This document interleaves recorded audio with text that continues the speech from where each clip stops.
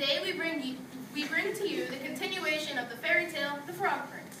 The prince will be played by Willie. His princess is Regina. The three equally hideous witches will be performed by Mehek, Kareen, and Thickerman.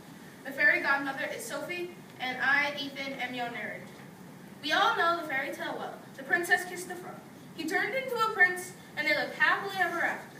Or did they? Did anyone check? Does anyone know for sure? Well, let's just say they lived sort of happily for a long time. Okay, so they weren't so happy. In fact, they were miserable. Stop sticking your tongue out like that. How can you never want to go down to the pond anymore?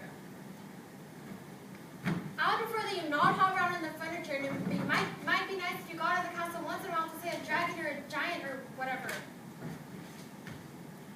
I don't want to slay a dragon. I just want to stay at home. Run away.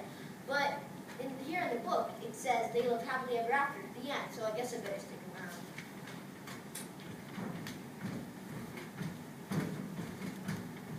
So he stayed in the castle and drove the princess crazy. First you keep me awake all night with your horrible croaking snore. Now I find a lily pad in your pocket. Sometimes I think it would be both be better if you were still a frog. That's when the idea hit him. Still a frog? Yes, that's it.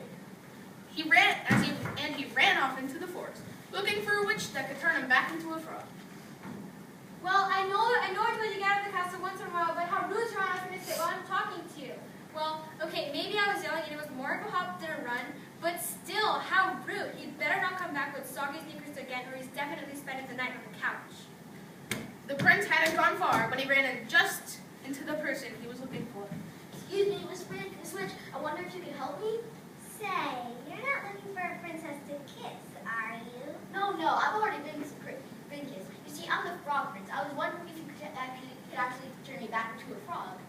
Are you sure you're not looking for a beautiful sleeping princess to kiss and wake up? No, I'm the frog prince. That's funny. You don't look like a frog. Well, no matter. If you're a prince, you're a prince, and I'll have to cast a nasty spell on you. I can't have any princess waking up sleeping beauty before the 100 years are up. The prince didn't stick around to see which nasty spell the witch had in mind. He ran deeper into the forest until he came to a tiny cottage where he saw a wizard who might help him. Excuse me, Mr. Wizard, I'm a prince and... Well, Prince, you say? Well, yes. Well, you see, I'm the frog prince. Actually, I was looking for a member of your profession that could turn me back into a frog. Frog prince, you say? That's funny. I thought frogs were little green guys with webbed feet. Well, no matter. If you're a prince, you're a prince. And I cannot have any princess rescuing Snow White.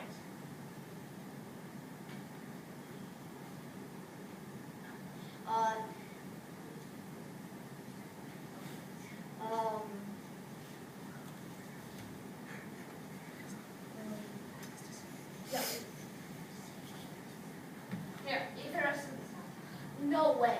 I know poison apple when I see one. I'm out of here. Hey, come back here. I'm not running after you, you know. I'm not as long as I look. But the prince ran deeper into the forest, and soon he came to a strange-looking house with a witch outside. Excuse me, Miss Witch, I'm a frog. If you're a frog, I'm the king of France. No, I'm not a frog. I'm the frog prince. Actually, I was wondering if you should turn me back into a frog.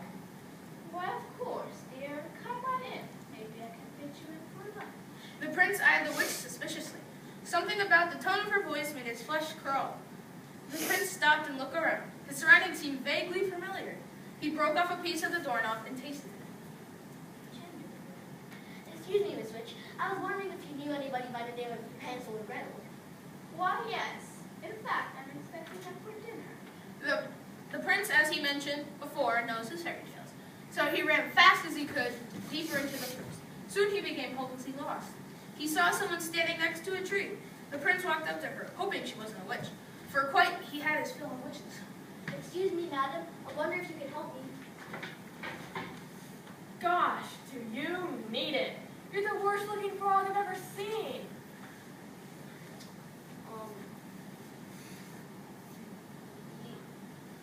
I'm not a frog. I'm the frog prince. Well, I'm on my way to see a girl in the village about to go into a ball, but I suppose I could give it a try.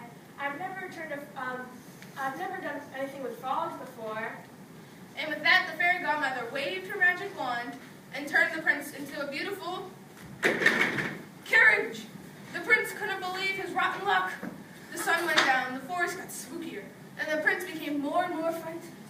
Oh, what an idiot I've been. I could be in my wonderful castle, eating a wonderful dinner with my wonderful princess. But instead I'm here in this stupid forest and stuck in a stupid carriage. The prince thought these terrible, frightening kind of thoughts, and a few words too awful to say out loud, until far away in the village, the clock struck midnight. The carriage instantly turned back into his former prince self and ran by the light of the moon until he was safe inside his own castle.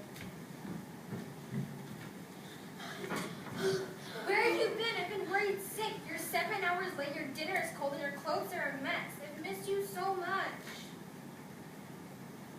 The prince looked at the princess who had believed him when no one else in the world had. The princess who actually kissed his slimy frog lips. The princess who loved him. The prince kissed the princess. They both turned into frogs. And they hopped off happily ever after.